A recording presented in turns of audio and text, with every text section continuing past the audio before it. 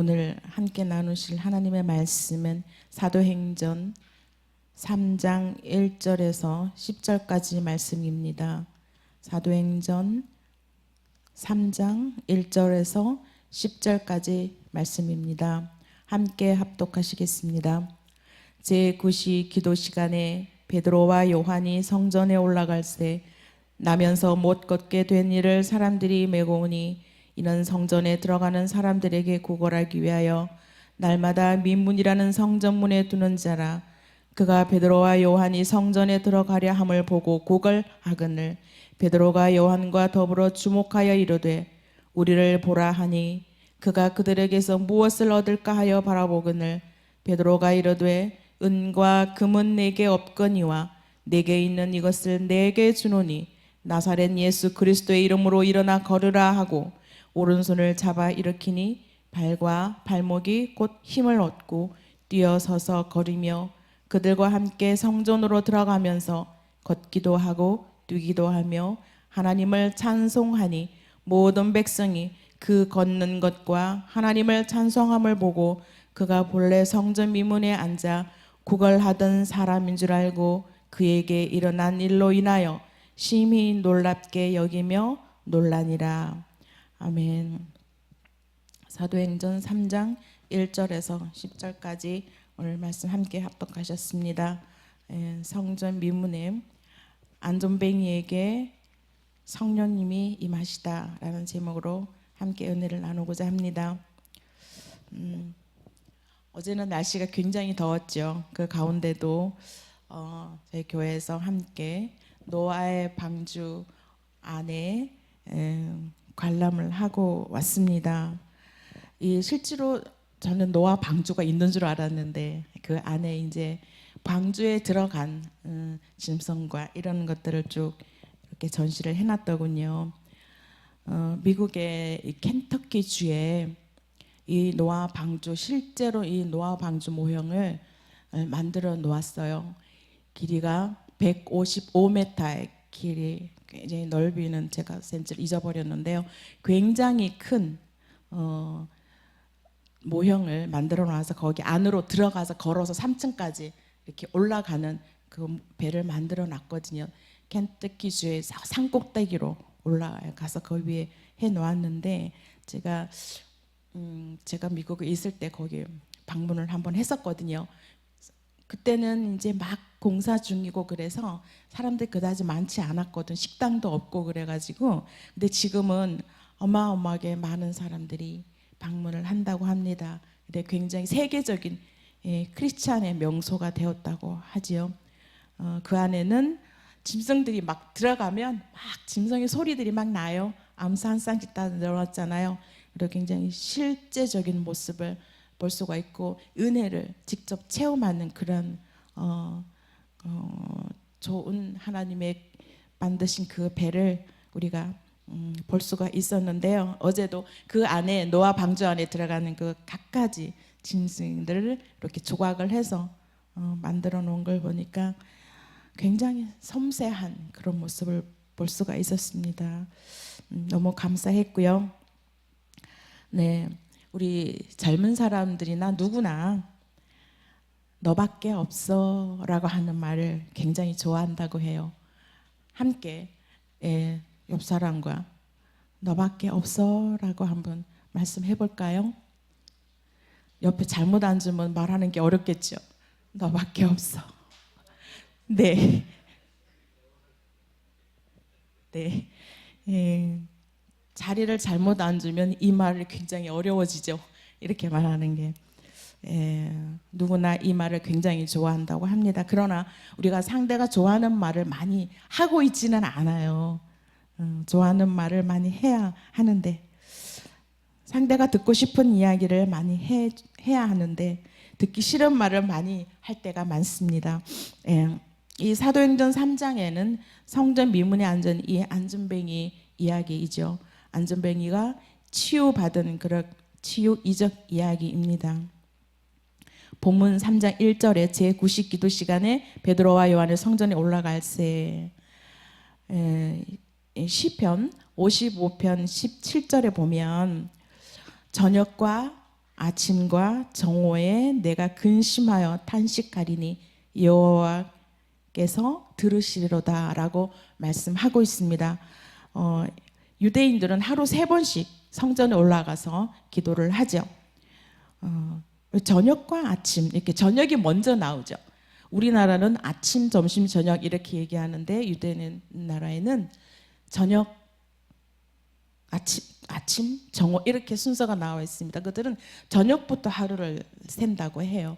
예, 그래서 저녁과 아침, 정오에 기도하러 갑니다. 이게 오랜 전통으로 되어 있죠. 예. 자, 제9시라고 나와 있는데요. 제9시는 오후 3시를 말합니다. 기도 시간에 항상 성전에 들어가는 곳 시간이죠. 베드로와 요한이 이제 성전에 올라갑니다. 근데 여기 이름보다도 2명이라는 이 숫자가 더 의미가 있습니다. 히브리어의 이 숫자는 굉장히 의미가 되게 큽니다. 2라는 숫자는 증거의 수이기도 하고 증인의 수이기도 합니다. 역사적으로 매우 중요한 그러한 역사적 사건을 의미할 때 이 숫자를 씁니다. 2라는 숫자. 정한 시간에 기도하러 가다가 거린을 만납니다. 거린이라는 안전뱅이를 얘기합니다. 성전 미문에서 성전 미문에 안전뱅이가 앉아서 있는 것을 봅니다. 이 미문이라는 것은 아름다울 미자로 사용해서 beautiful gate라고 해요. 이 beautiful gate라고도 하고 또 골든 게이트라고도 합니다. 황금으로 입혀졌습니다. 이 문이 들어가는 정문이 굉장히 화려하고 어마어마하게 화려하게 만들어졌다고 해요. 이 화려함의 의미를 하는 것이죠. 이 골든 게이트라는 것은. 그리고 이 미문이라고 표현되어 있지만 영어 성경에는 beautiful gate라고 나와 있어요. 그래서 굉장히 아름답고 화려한 성전 문 앞에 안전뱅이가 나면서부터 안전뱅이가 앉아서 지나가는 예배자로 지나가는 유대인들에게 구걸을 하는 그런 모습입니다. 그러나 계속 구걸을 하지는 않았겠죠. 이 성전은 헤롯이 지었다고 해요. 이 헤롯은 혈통적으로 굉장히 컴플렉스가 있었다고 합니다. 에서의 혈통이고요. 그리고 이 에서의 혈통이라서 굉장히 컴플렉스를 가지고 있었는데 유대 분봉왕으로 통치를 하게 됩니다. 근데 유대인들이 이 헤롯의 말을 잘 안 들어요. 무시하고. 그래서 헤롯이 어떤 정치하는 거에 대해서 협조를 잘 안 합니다. 그래서 유대인들이 굉장히 또 헤롯은 유대인들이 까다롭다는 걸 또 알고 있었어요. 그래서 어떻게 하면 유대인들의 마음에 들어서 어떻게 하면 유대인들이 마음에 들게 내가 할까 그런 고민 중에 있다가 유대인들의 마음을 사기에 가장 좋은 방법을 생각해냅니다. 어떤 종교적인 혜택을 주면은 유대인들의 마음을 사지 않을까 그렇게 생각하고 이 로마 정부의 허가를 받아서 예루살렘에 어마어마한 대지를 얻어서 재정을 드리고 헌금을 거두어서 성전을 지었다고 합니다. 세금과 헌금을 무지무지하게 거둬 드렸지요. 그래서 멋지게 지었습니다. 이 성전의 심볼이 바로 이게 미문, 정문, 아름다운 문이었습니다. 역사적으로 교회 건축사에 보면 성전의 정문을 어마어마하게 화려하게 지었습니다. 멋지게 지었죠. 지금도 우리 큰 교회들 보면 정문을 굉장히 멋지게 해놨잖아요. 그리고 제가 유럽 교회는 보지를 못했지만 미국에 있을 때도 미국 교회들을 굉장히 멋있게 건축물을 멋지게 지어놨어요. 들어가는 입구부터 굉장히 멋있어요. 근데 이제 굉장히 안타깝죠. 그 멋있는 성전 들어가는 믿음의 사람들이 그다지 많지 않고 끊어졌다라는 것이 굉장히 안타깝습니다. 이 유대인들이 종교적인 허영심이 드러나는 곳이 바로 성전 미문이었습니다. 허영과 교만이 함께 어우러져 있던 곳이 바로 성전 미문이었습니다. 그래서 미문 옆에 나면서부터 안전뱅이가 있었지요. 거기에서 생존합니다. 지나가는 허영을 좋아하는, 남보기를 보여지는 것을 좋아하는 그러한 유대인의 예배자들의 종교적인 그 허영심을 이용해서 거기서 먹고 살아갑니다. 예배 드리러 갈 때, 성전으로 들어갈 때 멋있게 또 술을 달고, 이렇게 수술을 달고 화려한 옷을 입고 성전에 들어가면서 그냥 들어가질 않았겠죠. 주변에 가난한 사람 이렇게 도와주는데 그냥 남들이 보는 앞에서 도와주는 그것을 우리 안전뱅이는 그거를 이용해서 거기서 먹고 살았던 것입니다. 예수 그리스도께서는 왼손이 하는 일을 오른손을 모르게 하라라고 했지만 유대인들의 그 허영심, 보는 데서 구제하고 보는 데서 남을 도와주고 보는 데서 기도하고 그런 모습들을 보고 나타내고 있습니다. 허영이 가득한 이 예배자의 또 다른 하나의 그림이기도 하지요. 나면서부터 안전뱅이는 허영심에 가득한 예배자의 그 내면의 모습, 감추어진 내면의 모습, 영적인 안전뱅이의 모습을 나타내기도 합니다. 여기에 베드로와 요한이 성전에 들어가면서 나면서부터 안전뱅이를 보게 됩니다. 자주자주 성전에 들어갔죠. 갔는데 왜 오늘따라 그 성전 옆에 앉아있는 안전뱅이가 보였을까요? 우리도 이게 들에 핀 연약한 들꽃도 계속 보고 예쁘다 예쁘다 예쁘다 하면 그들이 호흡을 한다고 하잖아요. 대화하고. 그와 마찬가지로 이 유대인들도 지나가면서 늘 지나가는 자리인데 오늘따라 이 성전 미문에 앉아있는 안전뱅이가 눈에 보였어요. 베드로와 요한이. 날마다 이곳에 오늘 처음 온 곳이 아닌데도 오늘이 보인 것입니다. 오랜 세월 동안 성전에 올라갈 때마다 지나갔어요. 그런데 오늘은 안전뱅이가 눈에 들어온 것입니다. 그것은 안전뱅이에게 위로부터 임했던 성령의 힘입니다. 성령님이 안전뱅이에게 이적을 나타내려고 은혜를 주려고 기다렸었던 것이죠. 마가의 다락방에 임했던 이 강력한 바람 같은 성령이 임한 후에 성령이 내주한 이 베드로와 요한에게, 베드로와 요한은 이 마가의 다락방에서 강력한 성령을 입은 분입니다. 그래서 오늘 이 성전을 지나갈 때 그 성령 받은 그 모습이 그냥 지나치게 하지 않았죠. 성령님께서. 그래서 오늘은 그냥 안전뱅이가 내 눈에 들어옵니다. 안전뱅이 거리는 베드로와 요한이 성전에 들어가려 하는 것을 보고 여전히 예전처럼 구걸을 합니다. 무엇을 얻을까 바라보고 있었죠. 근데 베드로와 요한은 그를 주목하여 봅니다. 예전하고 다른 모습으로 오늘 하나님의 은혜가 이 안전뱅이 거린에게 임하는 이 장면을 볼 수가 있습니다. 그는 이 땅의 양식을 바랬겠죠. 베드로와 요한에게.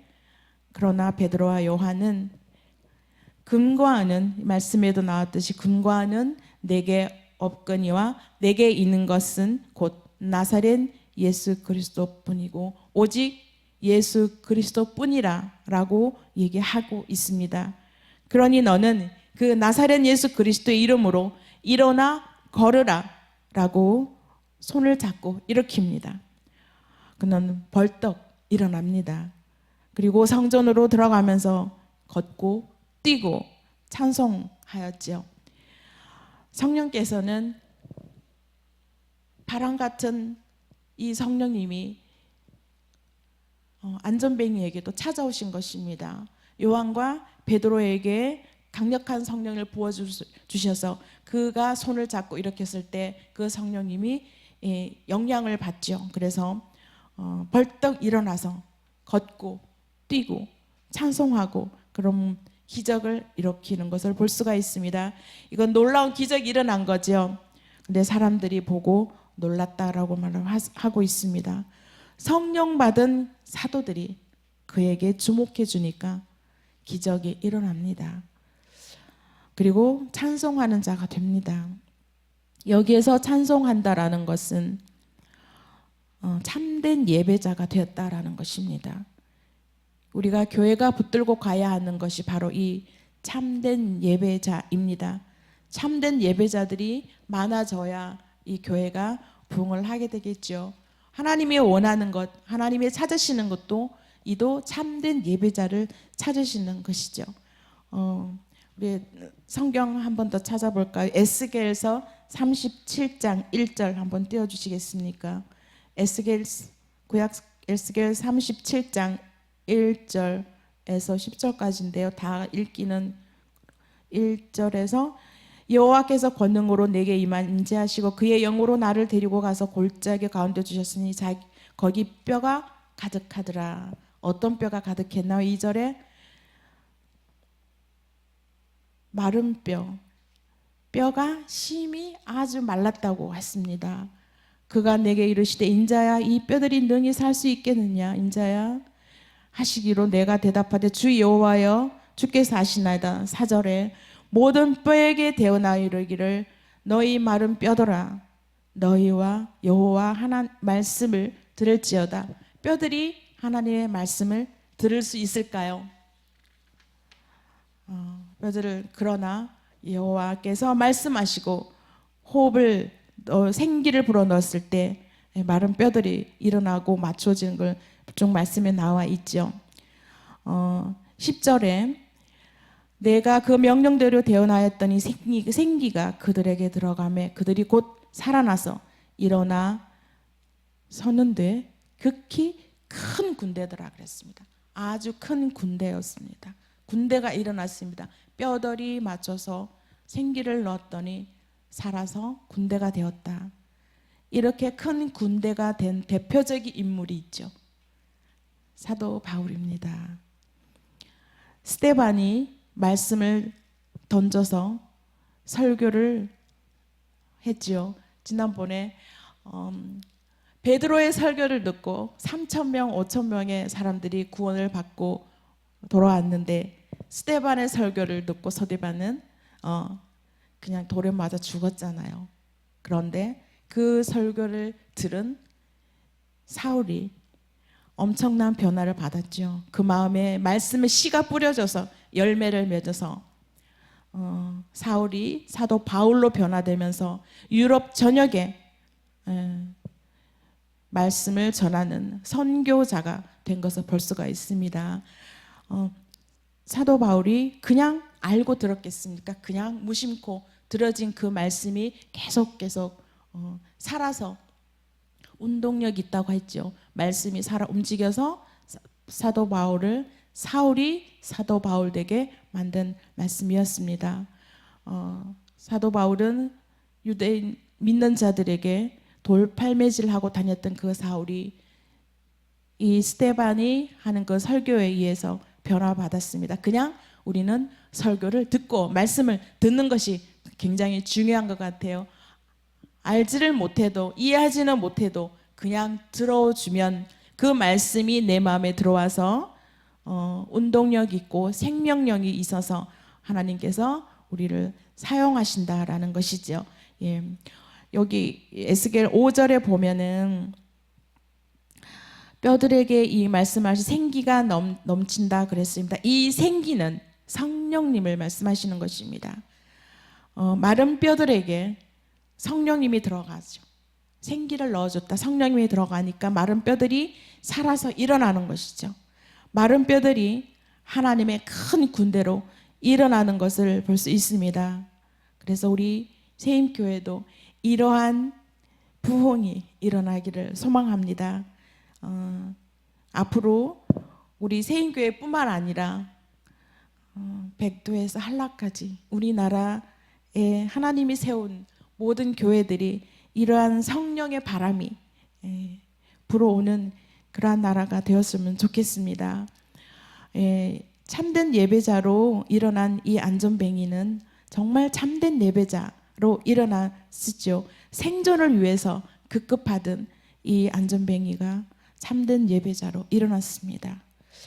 오순절의 성령 강림으로 인해서 하나님의 교회가 탄생했고, 그리고 안전뱅이가 일어난 사건의 기적이, 첫 기적이 일어났습니다.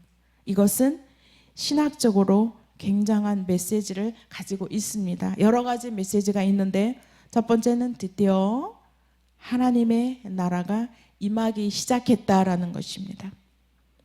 두 번째는 예수 그리스도의 통치가 임하기 시작합니다.